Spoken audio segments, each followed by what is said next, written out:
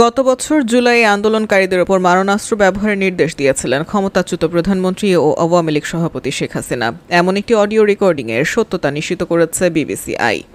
শেখ হাসিনা ও অজ্ঞাত এক জ্যেষ্ঠ সরকারি কর্মকর্তার সঙ্গে কথোপকথনের অডিওটি গত মার্চে অনলাইনে ফাঁস হয়, যা গত বছরের 18 জুলাইয়ের অডিও কলের রেকর্ড। এই অডিও রেকর্ডে শোনা যায় বিক্ষোভকারীদের ওপর মারণাস্ত্র ব্যবহার এবং যেখানেই আন্দোলনকারীদের পাওয়া যাবে গুলি করার নির্দেশ দেন Sheikh Hasina. BBC audio forensic বিশেষজ্ঞ টিম এয়ারশটের মাধ্যমে ভেরিফাই করেছে ওই রেকর্ড। স্বরের ভঙ্গি, শ্বাস প্রশ্বাসের আওয়াজ সহ বিভিন্ন বিষয় পরীক্ষার পর নিশ্চিত হয়েছে কলের কোনো অংশ এডিটেড বলে প্রমাণ পাওয়া যায়নি। এয়ারশট জানিয়েছে ব্যাকগ্রাউন্ড সাউন্ড থেকে ধারণা করা কথা হয়েছে স্পিকারে। ঢাকায় বিশেষ ট্রাইব্যুনালে শেখ হাসিনার বিরুদ্ধে চলমান মানবতাবিরোধী অপরাধ মামলায় এই অডিও রেকর্ডিংটি একটি গুরুত্বপূর্ণ প্রমাণ হিসেবে দেখছেন আইনজীবীরা।